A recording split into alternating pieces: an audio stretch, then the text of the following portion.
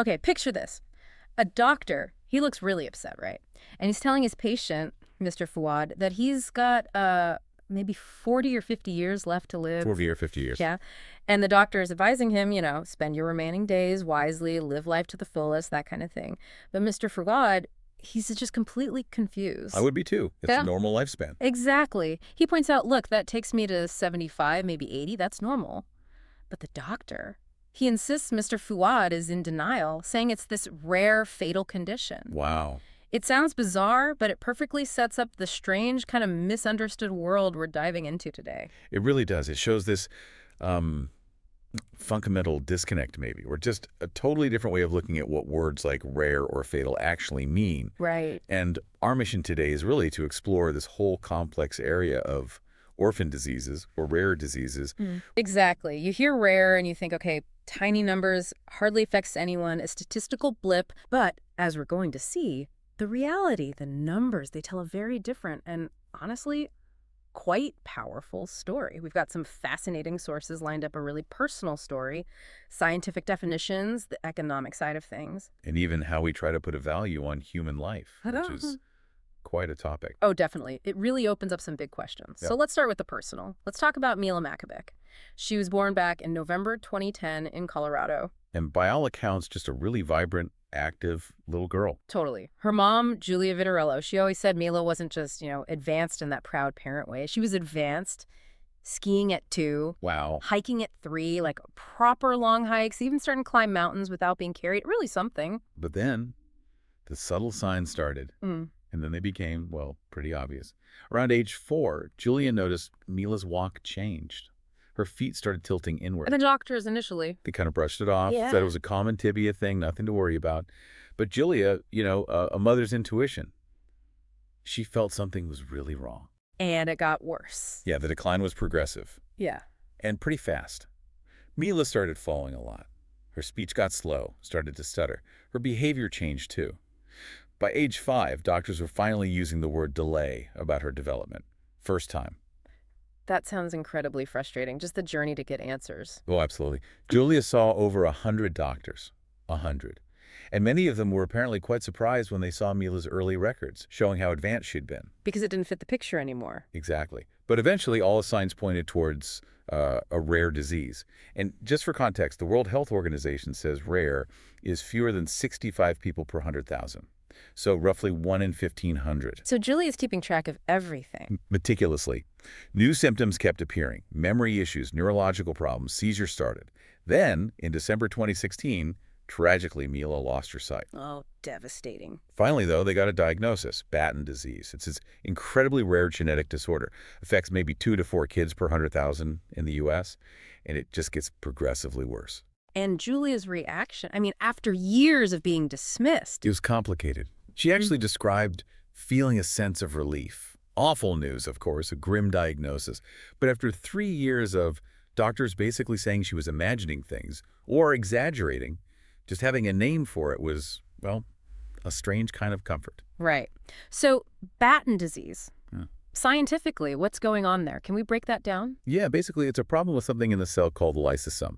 You can think of it like the cell's garbage disposal system, or maybe a garbage truck for molecular waste. Okay. When that system malfunctions, waste just builds up inside the cells. This leads to the cells dying off, especially brain cells. And eventually, tragically, it leads to death. Back then, it was considered fatal, no cure known. So the family gets this diagnosis, and then immediately another huge hurdle, right? The genetic testing. Exactly. Mila needed whole genome sequencing, like mapping out her entire genetic code. Not just for her potential treatment, but also they needed to test her younger brother, Aslan. He was 6, no symptoms. But Mila hadn't shown symptoms for years either. Precisely. And at that time, doing that kind of sequencing, very few labs could do it. It was incredibly expensive, took a long time. And all the while, Mila's condition was just getting worse, day by day. It's hard to imagine the pressure. But Julia, she did something proactive, didn't she? She understood the power of Mila's story. She did. She realized, quite instinctively, I think, that a disease this rare, like Batten's, would get more attention, more sympathy, if people could connect it to a specific person, especially a child like Mila. So she started a foundation. Yeah, Mila's Miracle Foundation. The goal was ambitious, raise $4 million. for awareness, for research, and crucially, for potential treatments. And then came a breakthrough, really? A bit of serendipity, maybe? You could say that. Yeah. In January 2017, this researcher, Dr. Timothy Yu, he was actually studying autism genome sequencing. He saw Mila's story on Facebook. Just on Facebook. Yep. And he decided he had to help. It sounds like it was partly, human empathy, but also real scientific curiosity. Could he use his techniques to find this mutation? He called it looking for a needle in a haystack. And did he find it? Amazingly fast. Within days, he called Julia. 2 pieces of good news. Okay. First, yes, they'd found the specific mutation causing Mila's Batten disease. And second, crucially, Aslan, her brother, did not have it. Oh, what a relief that must have been. Both pieces of news. Just huge. Absolutely. And Dr. Yu's discovery about the mutation itself was key. He found that the issue wasn't like a missing page in the genetic instruction book, but that the instruction itself, the catalog, as he put it, was faulty. What did that mean for treatment? It meant maybe, just maybe, they could create something to fix that specific faulty instruction rather than just trying to replace a missing protein, which is often harder. This discovery basically spurred him and his team to try something unprecedented for them. Which was? To actually create a drug. Possibly the first ever drug designed to target one specific mutation in one single patient. Wow. But the clock was ticking. Definitely. While Dr. Yu was navigating all the hurdles, getting special FDA approvals, finding a company willing to actually make this unique drug, Mila was declining. She lost her ability to speak. She couldn't eat solid food anymore. It's heartbreaking. But then, a moment of triumph. January 2018, the FDA gave the green light. They approved it. They did. And Dr. Yu found a company willing to produce a tiny amount, just 20 or 30 grams, to keep the costs down as much as possible. And Mila got the treatment. She received her first injection. Right after, nothing obvious changed. But that was actually a good sign in itself. Meaning no bad side effects immediately. Exactly. A huge relief. And then, what happened over time? Jump forward about 6 months. Mila wasn't just stable, she was actually improving. Really? Yeah. Her seizures, dramatically fewer and less severe. She started being able to sit up again. She could eat solid food. Yeah. And eventually, incredibly, she started to walk again. That's amazing. A true miracle, like the foundation name. It really seemed like it. But That's probably. here's the bittersweet part our sources emphasize. Okay. Despite this incredible treatment pulling her back from the absolute brink, Mila lived for about 3 more years after starting it. Yeah. The disease had already done too much damage that couldn't be reversed. Oh, no. Julia announced Mila passed away in February 2021 on Facebook. So Mila's story, it's just incredible, inspiring, but also deeply heartbreaking. It shows what's possible, but also the limits. It really does. And it brings us to this fascinating paradox, doesn't it? We hear rare disease, 1 in 1,500 people, 65 out of 100,000. Sounds tiny. But our sources, they reveal something quite surprising. Yeah, the idea that rare diseases are not rare at all. Sounds contradictory, right? Yes. But think of it like minority groups in a society. Each group might be small on its own, but put them all together, and they make up a really significant chunk of the population. So collectively, rare diseases are common. Exactly. A 2024 report in The Lancet estimated around 300 million people worldwide live with a rare disease. 300 million. There's something like 7,000 different types known right now. So while each one affects only a few, the total impact is enormous. Okay, so if they're collectively common, but individually rare, what does that actually mean for getting treatment? This is where it gets tricky, right? Extremely tricky. Take Gaucher's disease. It affects bones, the spleen. It's actually one of the more common rare diseases. You hear about it sometimes in Arab communities because of intermarriage. Yeah. Affects maybe 1 in 50,000. Okay, still rare, but more common than Batten's. Right. And it actually has a treatment available, which is unusual for rare diseases. Yeah. But even somewhere like Egypt, where they have around 500 Gaucher patients, just getting access to that treatment consistently, it's not always straightforward. And then there's the cost. That seems to be the elephant in the room. It's immense. Think about the cost of R&D for any new drug. It's huge. Now, imagine spreading that cost over only a handful of patients. The price per dose just skyrockets. Any examples jump out? Oh, yeah. Spinal muscular atrophy, SMA, affects motor nerves, muscles.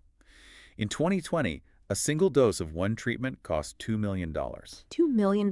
For one dose. Or there was another rare disease drug mentioned, cost over €1 million. But guess how many patients got treated in 5 years? 1. Just 1. The company ended up abandoning it.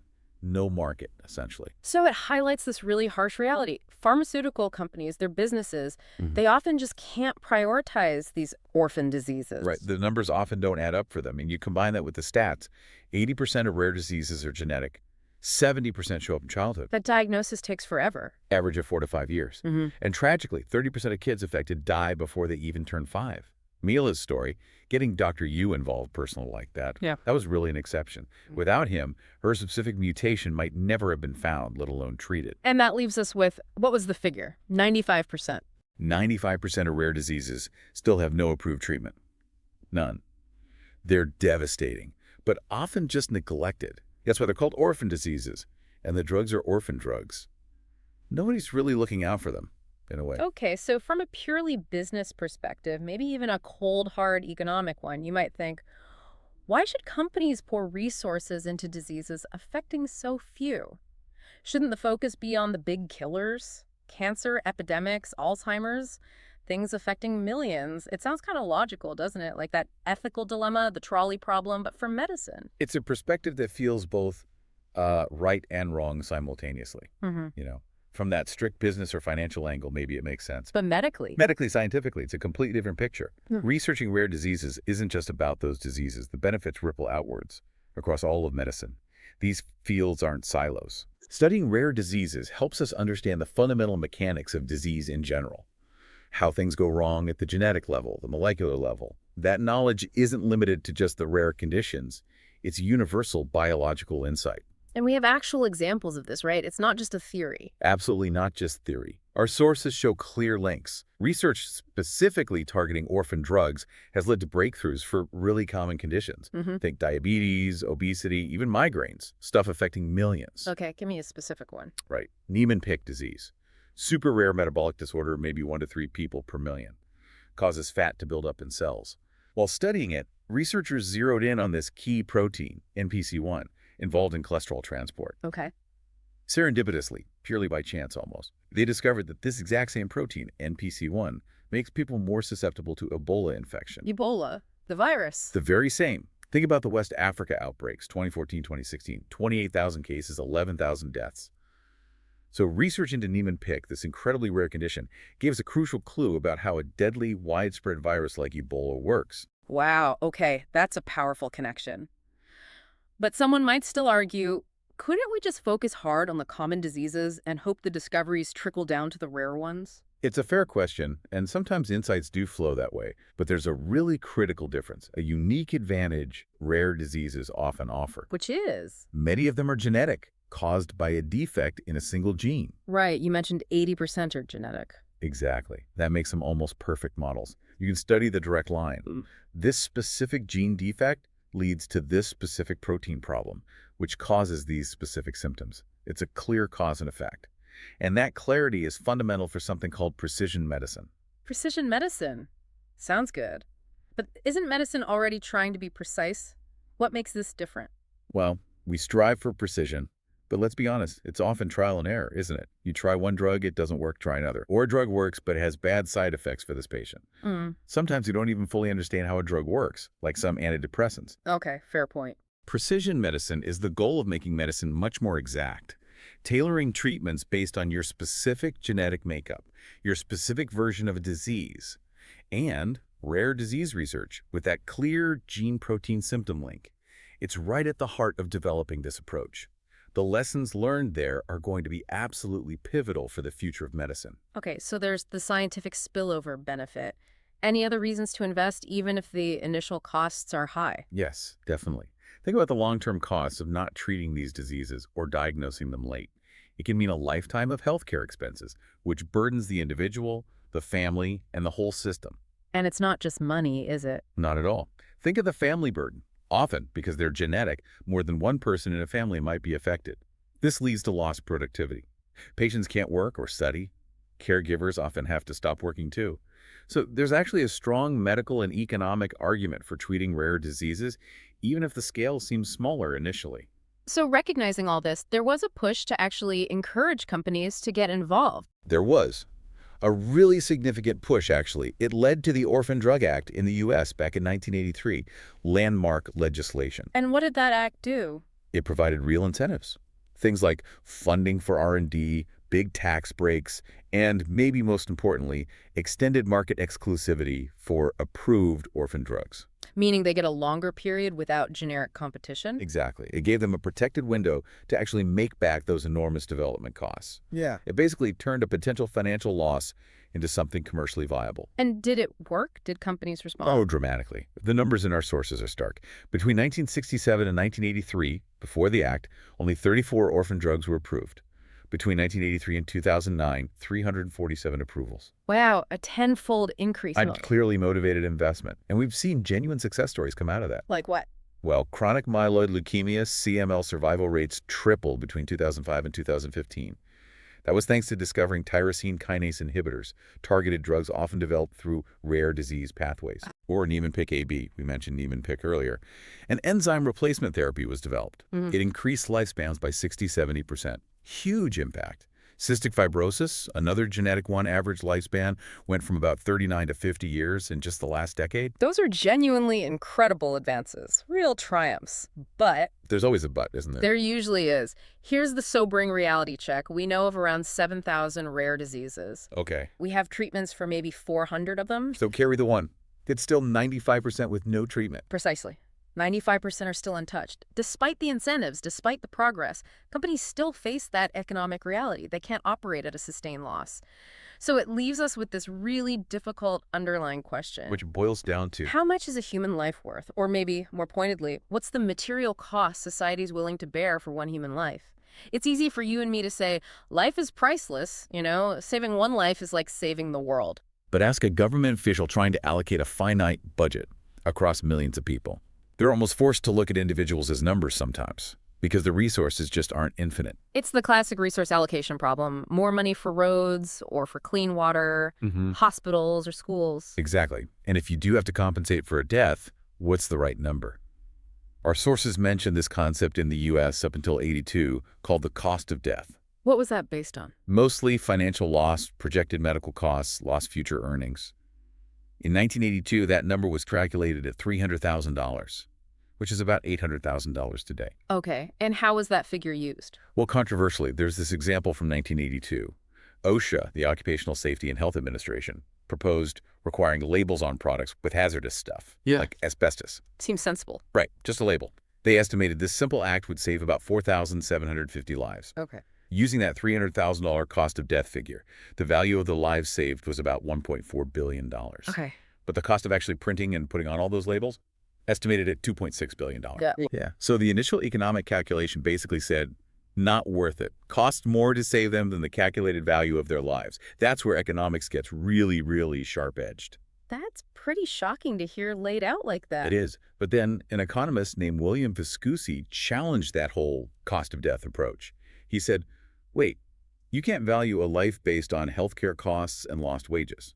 So what did he suggest? He said, look at how people implicitly value their own lives through the choices they make. Why does a construction worker get paid more than someone selling cinema tickets? Risk, danger. Exactly. His research looked at how much extra pay companies had to offer to get people to take riskier jobs. Back in 1982, it was about $300, $400 extra per year. Given the odds of dying in those jobs then, about 1 in 10,000, he calculated that people were implicitly valuing their lives at around $3 million. $3 million compared to the $300,000. 10 times higher, based on people's own risk tolerance. Okay, so a different way to calculate it. But is there one standard number now? Not really. Even Viscusi's number isn't the definitive answer, and estimates vary wildly between countries. This leads to the concept called the value of a statistical life, or VSL. What is it? It's sort of the collective amount a society is willing to pay to reduce the risk of one death among its population. Yeah. But how you actually calculate that, still no universal agreement. It's fuzzy. And it can get controversial really fast, I bet. Oh, absolutely. There was a huge scandal in 2003 involving the EPA, the Environmental Protection Agency in the U.S. What happened? They got caught using a VSL calculation that valued the lives of people over 65 at 37% less than younger people. A senior death discount. Seriously. That's effectively what it was, treating older lives as cheaper. caused massive outrage. I mean, think about someone like Warren Buffett made like 85% of his wealth after 65. Clearly, value isn't just about youth or standard productivity metrics. So what was the outcome? The EPA had to backtrack, stopped using age-adjusted values, Hmm. but it really highlights the danger, the ethical minefield, of trying to put these strict economic values on life. Which brings us back to rare diseases. If the numbers are small, the costs high, how do we decide? Well, there's another perspective. A researcher named Sergio Harari argued in 2016 that just looking at rarity to decide if treatment is economically feasible is basically discriminatory. So what did he propose instead? Prioritize based on the severity of the disease. Not how many people have it, but how much suffering does it cause. Which conditions are the most devastating, regardless of numbers? But then you hit another problem, don't you? How do you measure severity or suffering? Exactly. You can count deaths, disability days, things like that. But how do you quantify grief? The lost potential of a life cut short. It's trying to put a number on something that maybe just doesn't fit in the spreadsheet. Politicians, economists, they're often stuck trying to assign monetary value to things we feel are truly priceless. Going back to Mila's story, that treatment gave her 3 more years. Better quality years, you said. Yes, she could sit up, eat, walk again for a time. From her mother Julia's perspective, were those 3 extra years worth it? Undoubtedly. Priceless. What parent who's lost a child, or really anyone who's lost someone they love, wouldn't give absolutely anything for more time, even just a little more time? Precisely. So for Julia, the drug was a success. Because it's not just about extending life or eliminating suffering entirely. Sometimes it's about those moments of joy, connection, relief. Yeah. Even if they're fleeting, even if they're surrounded by difficulty, those moments are invaluable too. This whole deep dive really shows that tension, doesn't it? Between the drive for efficiency, for quantifiable results, and the things that just can't be measured that way. It does, and we have to approach it with humility, a willingness to question our assumptions. Because you know what else the sources suggest patients with rare diseases want? Beyond treatments. What's that? Simply to be seen, to have their struggle acknowledged. Surveys show that even when patients know a treatment might be a decade away, 80% know this, a top priority for them is better social recognition. They just want society to know they exist and understand what they're going through. Exactly. They're fighting the disease, yes, but often they're also fighting against invisibility, against a lack of understanding. It's a battle on 2 fronts. But maybe we can end on a slightly more hopeful note, looking forward. I think we can. The field of gene editing therapy, things like CRISPR, it's moving incredibly fast. It's not science fiction anymore. To imagine a future where we can develop treatments that go right to the source, target those faulty genes, fix the underlying imbalances, maybe even eliminate diseases we currently see as incurable. For both rare and common conditions, presumably. Absolutely. And maybe when that day comes, all the struggles, all the suffering endured by patients with rare diseases like Mila will be seen as having paved the way. Their difficult journeys might end up contributing to a future where medicine is far more precise and effective for everyone, a kind of broader meaning. A contribution to humanity's health as a whole. Perhaps. But until that day comes, the journey continues. And trying to understand, like we've done today, that's always the crucial first step.